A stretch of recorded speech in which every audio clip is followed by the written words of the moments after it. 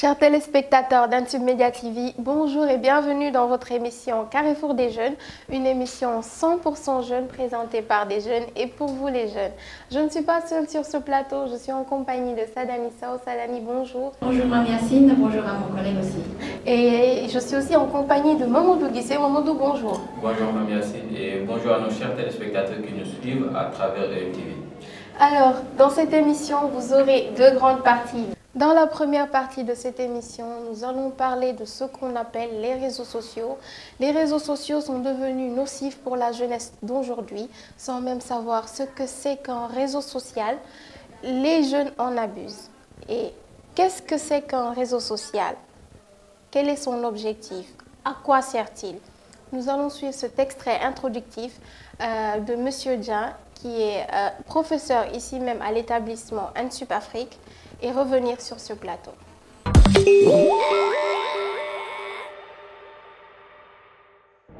Alors, un réseau social, c'est tout simplement, en fait, à la base, c'est une plateforme qui permet un échange d'individus par rapport à leurs informations, des informations leur concernant.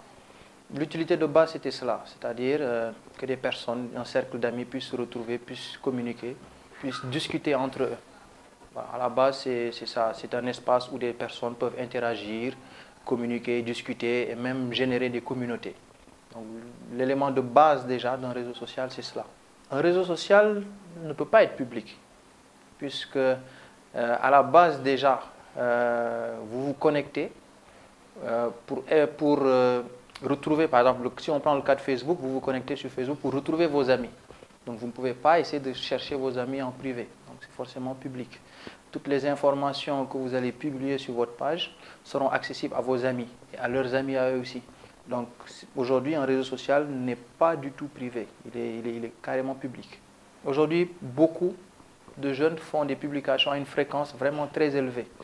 Alors, le conseil, c'est peut-être, avant de publier, de bien réfléchir sur ce qu'on va publier. Est-ce que c'est réellement nécessaire de publier? Parce qu'on se rend compte, on voit aujourd'hui pour le fun des personnes qui publient, qui prennent en photo tout et n'importe quoi, c'est-à-dire plats, habits, etc. Alors que toutes ces informations sont récupérées par les réseaux et ensuite ces réseaux-là les revendent à des entreprises. Donc à chaque fois que vous publiez des informations, en tout cas des éléments vous concernant, ça crée un profilage, c'est-à-dire le réseau social a fait un profil de vous et c'est-à-dire connaît mieux votre personnalité et est en mesure, par exemple, de dire à une entreprise, si tu veux envoyer une publicité à 50 personnes qui aiment, par exemple, porter le voile, bon, voilà, ces 50 personnes, elles sont là. Elles s'habillent en mode hijab, elles mettent le voile tout le temps, voilà. Donc maintenant, comment ces réseaux sociaux ont pu savoir ça? C'est parce que vous leur avez donné ces informations-là. Maintenant, je ne dis pas qu'il ne faut plus se connecter, mais avant de publier quelque chose, vraiment vérifier, voir est-ce qu'il y a une réelle nécessité que je publie ça? Est-ce que ça a une telle importance en fait que je publie soit cette photo, soit cette vidéo ou même ce texte-là? Le seul moyen que l'État a, c'est un exemple type, celui de Hassan Diouf. Hassan Diouf utilisait YouTube pour insulter, pour dire ce qu'il voulait. Mais vous voyez, l'État du Sénégal n'est pas intervenu directement à partir de Google. Ils sont passés par l'État. Donc ils ont créé, bon, je ne sais pas exactement si c'était le cas, mais ils ont créé des choses qui ont fait que les États-Unis ont rapatrié Hassan Diouf ici. Mais de manière très simple, l'État n'a pas de droit de pouvoir sur Google. Si on revient en arrière, Souleymane Jules Diop, ouais, il disait ce qu'il voulait dans le réseau, c'est-à-dire ce n'est pas le moyen par lequel il est passé, mais c'est plus la personne, ce qu'il dit.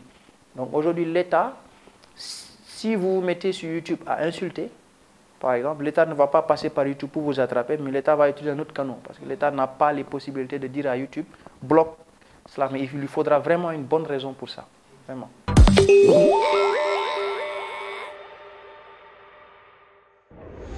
De retour sur ce plateau de Carrefour des jeunes, nous l'avons vu ensemble. Je pense que Monsieur Dian, il a apporté des éclaircissements par rapport aux questions que nous lui avons posées. Alors moi, je voudrais vous poser des questions aujourd'hui. Je sais vraiment pas ce qui arrive à notre jeunesse d'aujourd'hui. Qu'arrive-t-il à cette génération? Donc, Mame Yacine, moi je pense que c'est de l'ignorance en fait, en quelque sorte. Parce que moi je me dis que ces jeunes ne sont pas fautifs. mais c'est d'abord l'apprentissage dans l'école élémentaire. Parce que si vous faites un petit constat, dans les écoles élémentaires, il n'y a pas de salle informatique. Ou si il y en a, ils leur enseignent juste les éléments de base, ou voilà, les éléments biologiques. Il n'y a que ça qu'on les apprend. Donc, or là, l'enjeu ne se situe pas à ce niveau. L'enjeu se situe au niveau de l'Internet. Parce que maintenant, même les informations, c'est à travers Internet qu'on les passe. Il y a les réseaux sociaux qui sont là, qui avaient un but premier, c'était quoi? Des rencontres. Et tu as un ami qui est, par exemple, aux États-Unis, que tu as perdu de vue il y a des années. Vous parvenez maintenant à voir, c'est à travers les réseaux sociaux. C'est-à-dire, avec les réseaux sociaux, c'était un monde imaginaire qu'on a créé, imaginaire entre guillemets. Voilà, un monde planétaire, comme l'appelait Léopold Sédar Senghor, pour en fait raffermir d'autres liens, de nouveaux liens avec des horizons qu'on ne connaissait pas. C'était ça les réseaux sociaux, mais maintenant ça a tendance à échapper à l'œuvre humaine. Donc je me dis que tout ça devrait être une chose, une base, c'est-à-dire l'école élémentaire. On devrait ajouter, c'est-à-dire au programme, le numérique. La numérique plutôt, autant pour moi. La numérique devrait faire partie du programme de l'élève. Donc avec ça, c'est-à-dire même s'il y a des dérives, mais les dégâts seront limités. C'est-à-dire que ça sera juste une infime partie qui feront des dégâts parce que l'homme est malléable. À tout moment, il peut changer. Donc je me dis que ce sont des choses dont l'homme, c'est-à-dire les professeurs qui sont dans les écoles élémentaires, devraient prêter attention et essayer d'enseigner les jeunes le monde numérique.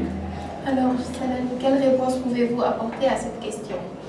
Alors moi je dirais que ces jeunes sont perdus, pour ne pas dire qu'ils n'ont plus de repères parce qu'ils en ont. Peut-être ils n'ont pas encore, ou bien ils ne veulent plus suivre leurs repères. Mais on a toujours des repères ici, sur le plan religieux, sur le plan parental et tout ça. Donc il y a quelque chose qui nous manque en fait. Je dirais pas l'éducation parce qu'on est éduqué. Il y en a qui sont vraiment très éduqués et pourtant ils font partie de ceux qui alimentent ces dérives.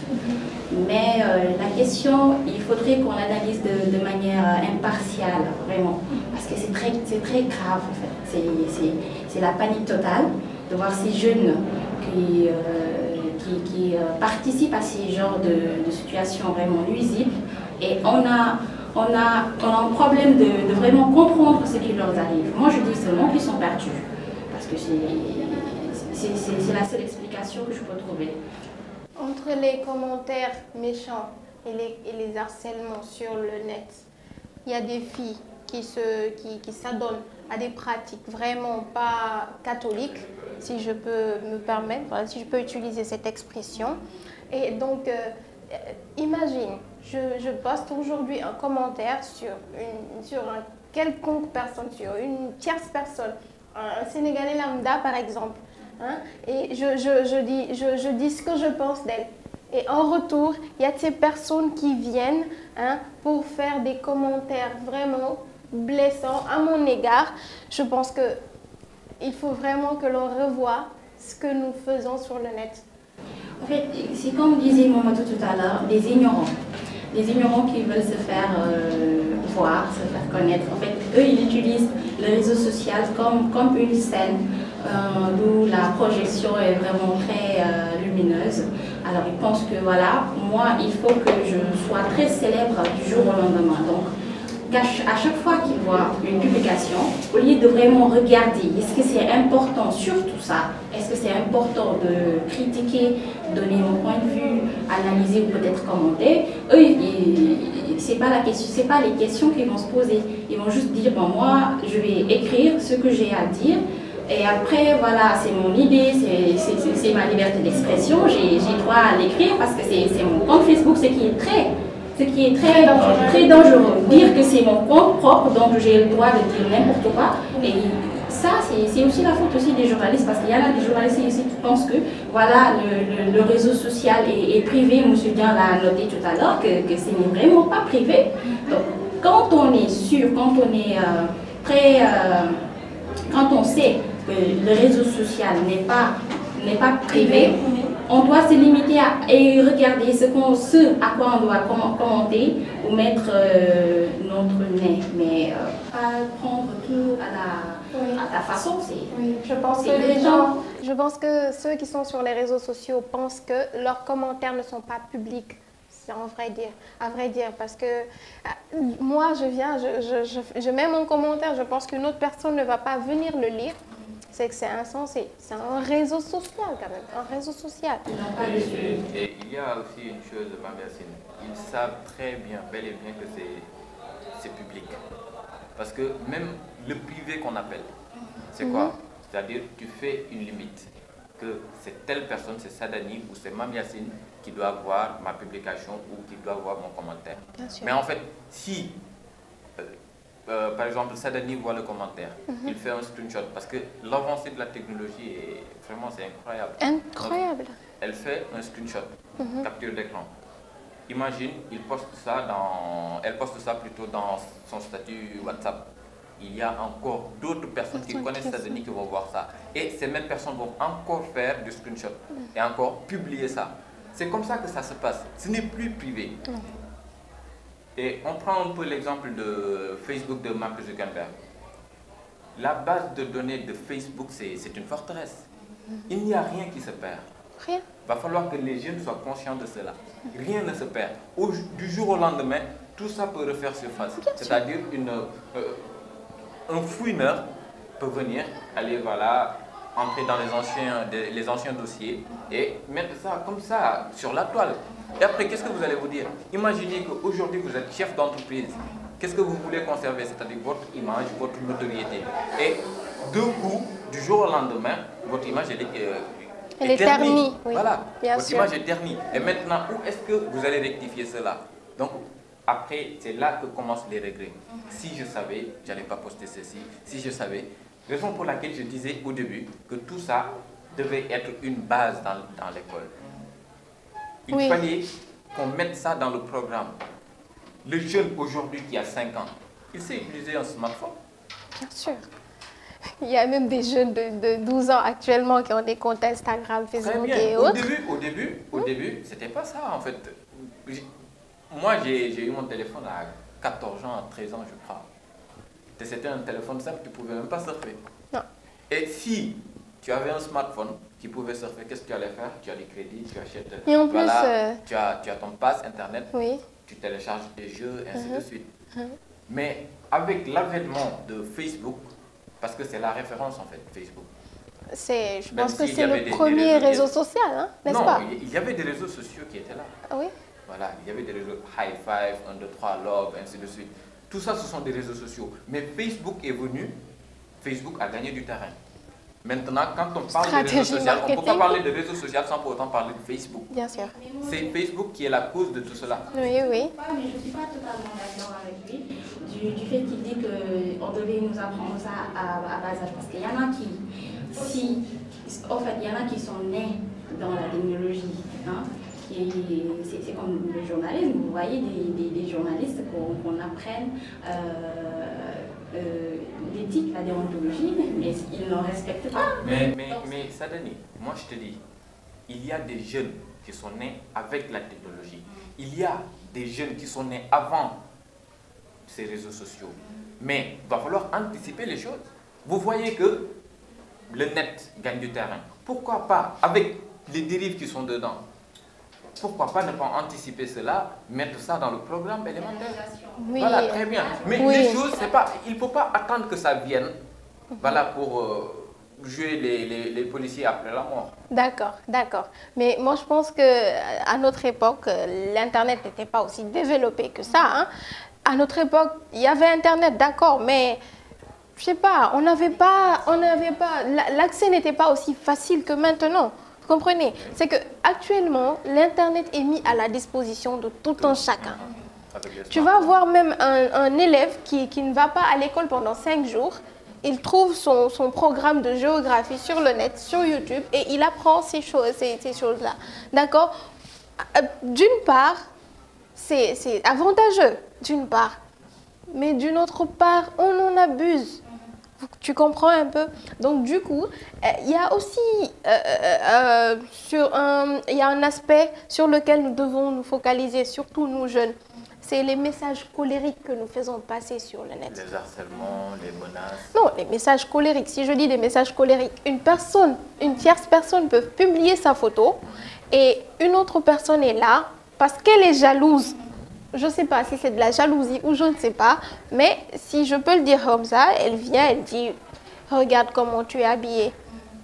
Même si c'est décent, même si c'est joli, il y a des personnes quand même qui vont critiquer. Que pensez-vous de ces personnes-là? Et pourquoi sont-ils en colère comme ça? Non, moi je... Parce que c'est de la colère, c'est de la colère. Je ne sais pas si c'est de la colère qu'on doit appeler ça ou pas. Mais il y a une chose qui existe dans les réseaux sociaux et qui aujourd'hui sont les causes des suicides par-ci, voilà, des jeunes qui aujourd'hui ne sortent plus de leur maison. C'est quoi? Ce sont les menaces qu'on peut faire dans les réseaux sociaux, avec les commentaires, ainsi de suite. Parce que, en fait, il y a une chose, si vous touchez la sensibilité d'une personne, franchement, ils le sont. Bien sûr. Ils le sont plutôt. Bien sûr. Donc, il va falloir que tout cela, les jeunes, voilà, ils jettent un œil, fassent une introspection et doivent savoir qu'est-ce que je dois publier, qu'est-ce que je dois commenter. Qu'est-ce que je ne dois pas publier aussi. Parce que, comme je le disais tantôt, toutes ces choses-là pourront faire surface. Toutes ces choses pourront faire surface du jour au lendemain. Donc, il va falloir que ces jeunes le savent. Qu'est-ce qu'il faut publier ou qu'est-ce qu'il ne faut pas.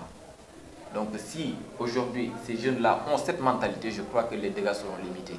Parce qu'on ne peut pas carrément éradiquer ce fléau. D'accord. Alors, Sadani et vous? Alors, Mme Yacine, tu as bien fait de poser cette question, de quoi sont-ils en colère? Et moi, je dirais que pour certains, ils sont en colère contre cet régime, contre la façon de gouverner de nos dirigeants. D'autres, ils ne sont pas en colère, ils veulent juste se faire du buzz, ou parfois se faire voir, parfois montrer que voilà, moi je suis un spécialiste en critique, c'est pourquoi ils font ces attaques. Mais pour ceux qui sont contre le gouvernement ou la façon de gouverner, je vous dis une chose. Quand on est jeune et qu'on veut vraiment se faire respecter, il faut montrer l'exemple d'abord. On n'a pas besoin de prendre la manière dont nos dirigeants font pour pouvoir leur sensibiliser. Vous me comprenez? Parce qu'il y en a qui imitent les insultes de nos dirigeants pour pouvoir dire ce qui leur fait du mal, ce qui leur font du mal. Et c'est très mal, c'est pas très recommandé. Alors, et pour d'autres qui veulent se faire voir, ils sont en train de ruiner le lien humain. Vous comprenez un peu? Parce qu'on n'a plus le temps pour nos parents. On ne réclame plus cette mensuétude auprès de nos parents. On est devenu hébété en fait. Vous comprenez un peu? On est devenu stupide, on m'excuse du terme. Mais et aussi, Mme Yacine, j'aimerais aussi dire aussi une chose. Il ne faut pas qu'on appelle à la violence. Il ne faut pas qu'on se déteste ensemble. Et si ces réseaux sociaux qui encouragent cela, c'est pas très... Et la violence est très obéissante. C'est-à-dire quand on l'appelle, elle vient. C'est pas comme la paix. La paix est difficile de faire ça. Voilà, de retrouver la paix. Mais quand on appelle à la violence, il est très obéissante. Alors il faut vraiment qu'on devienne des humains, qu'on s'aime, qu'on soit sympathique et aussi qu'on utilise l'empathie. Voilà. Oui. Et Mme Yacine, j'aimerais ajouter quelque chose là-dessus. Elle a terminé avec l'humanité et je crois qu'ici au Sénégal, du moment où on y est, je crois qu'on a perdu notre humanité. C'est-à-dire les réseaux sociaux, surtout avec ces derniers temps, les scandales qui circulent, voilà, des vidéos par-ci, des lesbiennes par-là, vous m'excusez du terme. Voilà, je crois que, je me pose la question, où est passée notre humanité en tout ça? Parce que nous savons tous qu'au Sénégal, on a des valeurs. Ça, c'est sûr. On a des valeurs, mais je crois qu'avec cette nouvelle génération qui est là, on a tendance à les perdre. Si on faisait référence à ceux qui sont comme les chers Ahmadou Bamba, El Hadj Malissi, et ainsi de suite, si on se référait à eux, je crois qu'on ne s'adonnerait pas à des pratiques qui ne sont pas du tout catholiques. Donc il va falloir qu'on fasse une prise de conscience de tout cela. Oui, hein, parce qu'il faut aussi se poser une question. Comment ce phénomène a-t-il pu prendre de l'ampleur? Comment est-ce que ce phénomène a-t-il pris de l'ampleur? Comment est-ce que c'est allé à la dérive? Parce que vraiment, excusez-moi du terme, mais le monde est en train de partir en vrille. On ne comprend plus rien. C'est l'effet du partage. L'effet du partage et du favoritisme. Hein, parce que vous voyez des gens qui sont parfois dans ces scandales et qui reviennent sur les plateaux télé, on les invite toujours. Bon, les jeunes qui regardent ça, ils vont dire, voilà, c'est une manière de... Ça, vraiment, ce n'est pas du tout professionnel. Je suis désolée, mais ces structures-là qui embauchent ces personnes parce qu'ils ont fait le buzz, c'est vrai, à un moment donné, ils se font des fans. On n'y peut rien. Mais de là à les prendre et les mettre au devant de la scène, sous les projecteurs en plus, ça va favoriser ce qu'on appelle les mauvaises pratiques. Mais on va tous se lever aussi demain et faire une vidéo et mettre ça sur le net. Si on veut faire des millions de vues, on peut le faire. C'est pas, en fait, ça ne manque pas. C'est une stratégie en fait. Voilà, et aussi, il va falloir que les jeunes se débarrassent d'une chose. C'est quoi? Ils prennent les réseaux sociaux et ils en font leur chambre. C'est-à-dire dans ta chambre, c'est ton intimité. Tu peux faire ce que tu veux, tu te déshabilles, tu te couches nu et ainsi de suite. Oui. Mais ils ont pris cela avec les réseaux sociaux et ils en ont fait une seule chose. Si vous le faites, c'est franchement, moi je me pose la question, qu'est-ce qui se passe dans leur tête? Parce qu'il y a tellement de vidéos nudes qu'on voit dans les réseaux sociaux, moi je me dis que c'est désolant. Ça vraiment, si on entrait dans ce détail-là, je pense qu'on risque de passer la nuit dans cette émission. Voilà, c'est pour les jeunes. C'est vrai que c'est une émission 100% jeune, voilà. Il faut le rappeler aux téléspectateurs qui viennent de nous prendre en marche, hein, bien sûr. Alors, moi, ce que je vous demande, c'est est-ce que vous avez des solutions à proposer à ces jeunes-là qui ne savent pas vraiment le danger qu'ils courent? Moi, je crois personnellement que les solutions sont là, mais les jeunes ne les respectent pas. Ouais. Il y a des conditions d'utilisation qui sont dans les réseaux sociaux qu'on a établies pour ces jeunes, pour ceux qui ne savent pas comment utiliser les réseaux sociaux. Mais en fait, si tu crées par exemple un compte Facebook, on te dit lisez, c'est-à-dire le contenu, comment on gère. Mais en fait, ils disent lu et approuvé. Très bien. Et j'accepte les conditions d'utilisation. Voilà, très bien, voilà, ce sont les termes. J'accepte les conditions d'utilisation de Facebook. Et puis c'est parti. On s'y met. Donc c'est là que commencent en fait ces dérives. Parce que même dans les autres structures plutôt, c'est comme ça. Ils ne prennent pas le soin de voir les modes d'emploi, comment ils utilisent telle chose. Et c'est plus sensible avec les réseaux sociaux, franchement. Snapchat qui est là, tu filmes ton quotidien, tu postes et tu te dis que voilà, c'est 24 heures, après ça passe. Mais 24 heures, moi je vais faire mon screenshot pour garder. Avant même, on n'arrivait pas à faire les screenshots de trucs, mais avec les nouvelles mises à jour de iPhone, de Apple, on peut faire des screenshots. Oui, on peut même faire des screenshots parce qu'il y a des applications qui ont été créées pour les Android aussi. Voilà. N'est-ce pas, au début, il y avait des bases de données de Snapchat, bases de données de Facebook, mais nous, on a nos propres bases de données. Maintenant, oui. Si ça nous chante, on voit que cela, ça nous intéresse, ça nous prend. C'est comme ça que se passent les réseaux sociaux. Donc, il va falloir que les jeunes prennent compte de tout cela. Et voilà la bienvenue. D'accord. Alors, et Sadani, qu'avez-vous à proposer comme solution à ces jeunes? Avant de proposer des solutions, moi je vais dire que les screenshots, je les appelle les téléchamps. Parce que c'est comme ça que je les appelle. Tu prends en capture une discussion, tu l'envoies à l'autre, c'est pas gardé en secret, hein, il faut le dire. Actuellement, il n'y a pas de secret. Il n'y a pas de secret. Personne ne te leurre là-dessus, il n'y a plus de secret. Tout est mis au devant de la scène. Voilà. Je me dis que voilà, je n'ai rien contre les réseaux sociaux ni la machine parce que c'est vraiment, ça me permet de vraiment faire dans des courses ou bien des travaux vraiment très à la vitesse supérieure pour ne pas te fatiguer, mais parfois ça devient très... Je vais dire que c'est pas notre culture en fait. Vous comprenez? Alors pour les solutions en Yacine, je pense que canaliser l'accessibilité de ces réseaux sociaux. Après ça, on le demande auprès de notre gouvernement. C'est très important. Voilà. Et je pense qu'ils sont en cours de solutionner cela. Voilà. Parce que tout le monde est sous écoute maintenant. Ils vont prendre des mesures vraiment très sévères par rapport à ça, on a confiance. Et aussi que chacun prenne sa responsabilité. Surtout que chacun prenne sa responsabilité par rapport à ça. Parce que moi qui suis... rien du tout, je veux dire, je ne travaille pas, je suis peut-être étudiante seulement. Quand j'ai mon compte Facebook, même si on ne le dit pas, je vais regarder qui doit être mon ami, qu'est-ce que je vais publier, qu'est-ce que je dois commenter, comment je dois parler aux gens. Ça, c'est de la responsabilité, c'est de la classe, je comprends, mais c'est du respect. Quand on n'est plus...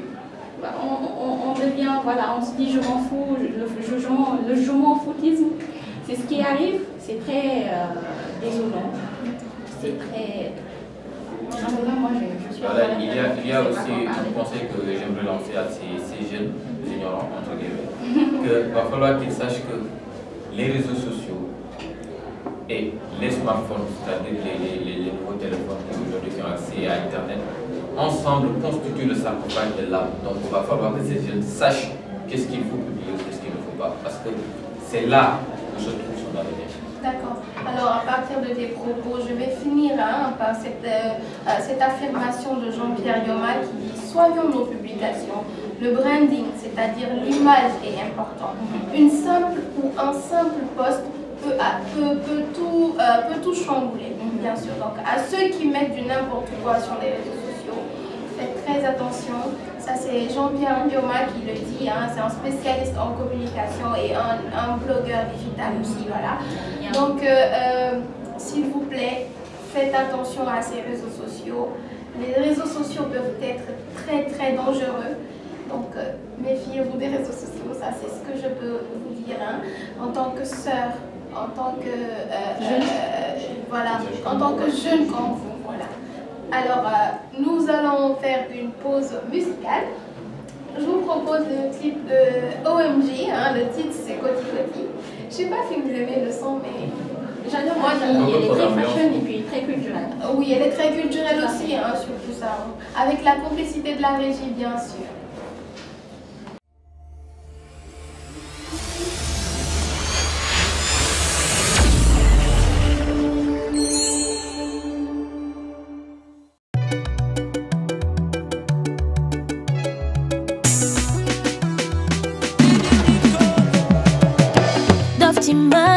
Jende dara ludul mbëggeel mala tànn seppi la ci ndax yaa may daaneel yow xam nga ni kenn du xëccoo li mu moom ma baby sama xol bi yaa ko moom sama yéene di ñu tundu ba sa yam ci doom ñuy koti koti yoli yoli li ci suuka du xorom réeroo nga gindi ma tira way ni sa waye biri ma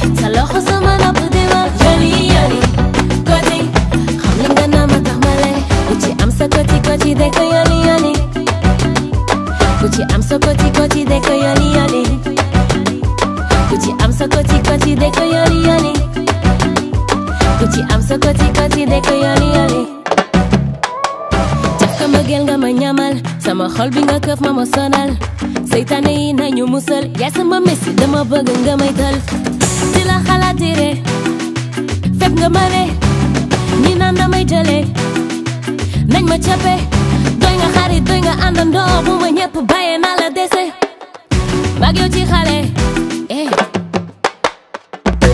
réeroo nga gindi ma tira way ni sa waye biri ma réeroo nga gindi ma wayla ni sa waye biri ma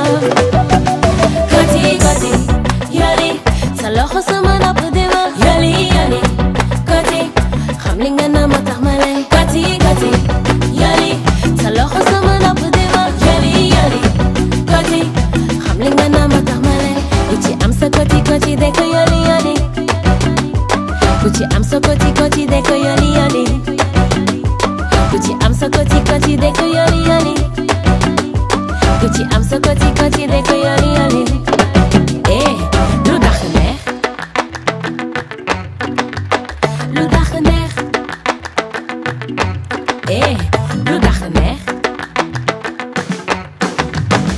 Kudul yow Buguma Yaa fi ne kudul yow Buguma Eh Kudul yow Buguma Yaa fi ne kudul yow Buguma buguma Koti koti Sa loxo sama nopp di wax Yali yali Hamlinga na matamale Kati kati Sa loxo sama nopp di wax Yali yali Hamlinga na matamale Kati kati Sa loxo sama nopp di wax Yali yali Hamlinga na matamale Kati kati Sa loxo sama nopp di wax Yali yali Hamlinga na matamale Lu dax neex De retour sur ce plateau de Carrefour des Jeunes, mesdames et messieurs. Vous êtes toujours dans votre émission Carrefour des Jeunes.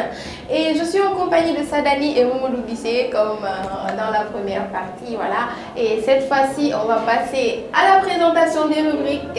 Ma rubrique préférée, c'est-à-dire Moi des Arts. C'est tout de suite avec Sadani. Nous t'écoutons, Sadani. Qu'est-ce que tu nous apportes aujourd'hui? Alors, Mme Yacine, aujourd'hui j'en viens au foulard, qui est un atout incontournable, hein, un mot provençal qui vient du mot qui est foulé, qui signifie tissu léger. Alors, c'est aussi un accessoire pour tout le monde, je ne vais pas dire pour la femme, parce qu'aujourd'hui je ne suis pas venue pour seulement la femme, mais je suis venue pour femme-homme, voilà, être humain. Voilà. Alors, on va parler du foulard Mme Yacine qui a plusieurs façons, ça a plusieurs matières. On a un foulard coton, soie, nylon et tout ça. Et ça peut servir de mouchoir, de cravate, de fichu, d'écharpe, de cache-colle aussi. C'est la lavalière. Lavalière, comme on dit. Ouais, je les connais moi. En tout cas, c'est très pratique, c'est très joli pour la femme, tout comme pour l'homme. Et ça protège aussi contre les intempéries naturelles, contre le froid. On est en période de froid. Oui, surtout au Sénégal, actuellement à Dakar. J'ai même peur que ça fasse, que ça soit la neige, quoi. La neige, qui neige, quoi. Ok. Oui. Alors, c'est aussi très pratique pour la poussière. Hein. Nous, les femmes qui font les tâches ménagères, et, pour la remontée de sauce aussi, quand on cuisine à la maison, voilà, ça te protège pour les cheveux.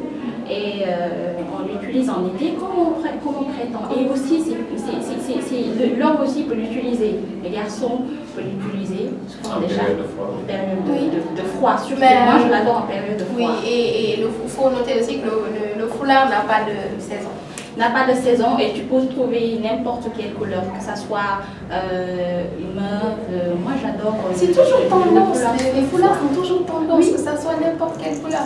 Mais si c'est en été quand même, en été il faut utiliser les couleurs, voilà. Les couleurs comme genre chemise de Momodou aussi. Oui, c'est très je sais que c'est très joli, merci beaucoup. Il est pas modeste, ne le suis pas, vas-y. Voilà. Alors, et puis c'est pratique pour n'importe quelle cérémonie pour les femmes. Quand vous allez dans des déjeuners professionnels, un dîner de gala, une rencontre entre amis, un dîner romantique, une soirée, n'importe où vous voulez aller, vous pouvez porter ce foulard. Et moi j'adore en style, quand on met une écharpe, quand il met un collant noir avec, ou bien un collant marron avec une veste noire, mettre son écharpe, il est super beau, là je suis séduite. C'est un peu le style de notre réalisateur. Voilà, je faisais allusion à lui. Manon international. Malheureusement pour lui, il ne sera pas devant l'écran, donc voilà, j'ai mis sa photo après. Alors Mme Yacine, c'est tout ce qu'on avait, c'est tout ce que j'ai apporté aujourd'hui. Voilà. C'est très intéressant, merci beaucoup Sadali. Je te le dis, hein, tu le dis à personne, c'est ma rubrique préférée. Parce que c'est la rubrique qui concerne les femmes. D'accord, alors on va enchaîner avec BuzzNet. Qu'est-ce que tu nous apportes aujourd'hui, maman? Donc merci Mariasine et chers téléspectateurs. Aujourd'hui sur BuzzNet on va parler de des trucs vraiment. J'aurais bien aimé avoir le sourire aux lèvres, mais franchement l'heure n'est pas à l'appel parce que ce qui se passe ces derniers temps c'est écœurant franchement. Dans la première partie on parlait des dérives de l'internet, des réseaux sociaux. Maintenant nous en sommes avec des preuves. Il y a une liste de plus de 400 filles qui circulent dans les réseaux sociaux qu'on appelle entre guillemets des filles faciles. Imaginez, là on parle des images qui sont ternies. Hein, des familles surtout. Voilà, des familles surtout. Parce que ça touche tout le monde en fait. Franchement, ça touche tout le monde. Quand j'ai vu, en fait, ça a débuté avec une première liste de 140, je ne sais pas. Ça a daté. Ça a fait longtemps. Et ensuite, on parle d'une liste de 233 filles. Ainsi de suite, une liste de 65. Moi, la question que je me pose, en fait, de quoi est-ce qu'on se mêle? La personne, je ne dirais pas mais la personne qui a publié cela, qui a fait ça, c'était à quelle femme, en fait? Vous ternissez l'image d'une fille et vous ne savez pas que si vous publiez cela, il y a des parents qui voient cela. Imaginez qu'ils tombent sur le numéro de leur enfant. Qu'est-ce que le parent dira? Que ma fille se prostitue, ainsi de suite, patati patata. Et il se trouve même tel n'est pas le cas en fait. C'est tellement sensible que ces jeunes ne mesurent pas en fait l'ampleur de ces dégâts qu'ils viennent de causer. C'est pourquoi? C'est dans tous les réseaux sociaux, je dis, donc dans Twitter. C'est pas vrai. Je ne sais pas, peu importe que ce soit vrai ou pas, mais pourquoi? Il faut c'est la question que je me pose. Pourquoi est-ce qu'ils ont fait ça? Oui, il faut respecter ce qu'on appelle la vie privée des gens. Et en fait, c'est pourquoi je vous ai dit tout à l'heure, personne n'a de vie privée maintenant. Rien n'est caché. Même si toi, tu veux te cacher, une autre personne, une tierce personne va te voir là-bas, va dire ouais, j'ai vu l'autre en train de faire ceci, et puis voilà, ainsi de suite, ça se fait comme ça. En fait, même le bouche à oreille, actuellement, c'est très dangereux. Très non, dangereux. mais sérieusement, dis-moi, tu fais confiance en qui? Actuellement, là, je te parle, tu fais confiance en qui? Moi, même dans les familles, il y a... Mais c'est du vrai scandale ce que tu viens de dire. C'est un scandale. Ce sont des faits avérés qui sont là. On poste les numéros des filles comme ça qu'on met dans les réseaux sociaux et par des garçons qui veulent en profiter commencent à envoyer des messages, à faire aussi. Il y a des menaces. On harcèle des filles et c'est encore plus dangereux. Vous imaginez? Mais le pourquoi c'est quoi? Et maintenant c'est entre les mains de la police qui est en train de faire des enquêtes pour remonter à la source. Et il a... Est-ce que... Ça va continuer. En tout cas, je ne sais pas si ça va continuer ou pas, mais il va falloir que ça continue. Parce que ça, c'est pas une petite chose, non, bien sûr. On a une très grande police, mais est-ce que la suivi sera vraiment suivie? Moi, c'est pas que je ne crois pas en notre autorité, nos autorités étatiques, mais c'est qu'ils ont tendance à vite se décourager sur les preuves qu'ils reçoivent et tout. Parfois aussi, c'est vrai, les pistes sont brouillées. Hein. Mamie Yacine, je te dis, si je vous dis une chose, est-ce que vous allez le croire? Il y a des noms des politiciennes qui sont dedans. Quoi? Donc imaginez un peu la chose. Des politiciennes, non? J'ai bien dit des politiciennes, des bien enseignantes, sûr de ce que tu annonces. Non, mais les informations sont là. Tout le monde est concerné, Mamie Yacine. Donc il va falloir que l'enquête continue et qu'on remonte à la source. Parce que si on ignore ceci, une prochaine fois, il y aura quelqu'un d'autre qui va faire les mêmes pratiques. Même pas une prochaine fois, mais imagine si mon nom est dedans et que je sais que c'est Momodou qui est à la tête de tout ça. Je peux essayer, c'est juste un exemple, je peux essayer de solutionner le problème à ma manière, mais ça rapporter vraiment. Il peut même y avoir des règlements de compte. Il faut bien suivre, c'est une actualité BuzzNet. Hein. Voilà, actualité ça va arriver. Parce que on va encore s'asseoir ici et en parler. Je vous dis, ce n'est pas encore fini. Hein. Ouais, ce n'est pas prêt d'arrêter là. Mais... Moi j'ai l'impression que le Sénégal est en phase de puberté, là, est en âge de puberté. Un jour j'ai vu sur les réseaux, franchement c'était rigolo. Un jeune a écrit qu'il faut que nous quittions le Sénégal et on va les laisser réfléchir. Oui, parce que ce pays a mais en fait, en réalité, le Sénégal a besoin de cela. On va personnaliser un peu le pays. Je veux pas rire, mais... Non mais imaginez, on achète des billets d'avion à tous les Sénégalais, ils vont aller dans n'importe quel pays, voilà. On laisse le pays. Mais ça la même chose. En fait, c'est ça l'éducation citoyenne qui nous manque au pays. Quand tu prends tous les Sénégalais pour les amener dans d'autres pays, je vous jure, vous verrez le Sénégal là-bas. C'est pas la même chose. Mais de toute façon, on va falloir que, franchement, qu'il y ait une prise de conscience là, parce que les choses sont en train de partir en vrille, franchement. Et ça va de notre notoriété, c'est-à-dire le Sénégal. Et il faut revoir les comportements agressifs. Chers téléspectateurs, vous l'avez entendu, c'est Mamadou Guissé qui vous a lancé ce beau message. En tout cas, sachez que nous ne sommes pas fiers de ce qui se passe actuellement dans ce pays. Parce que c'est notre pays, notre Sénégal à nous. Et nous nous disons que cette jeunesse-là, c'est-à-dire nous, vous et encore d'autres milliers de jeunes qui nous suivent, sont le Sénégal. Et nous sommes le futur aussi de ce pays-là. Faites très attention, mesdames et messieurs. C'était Carrefour des Jeunes. En tout cas, nous vous donnons rendez-vous très bientôt dans un nouveau numéro de cette émission. Portez-vous bien et à la prochaine. Au revoir.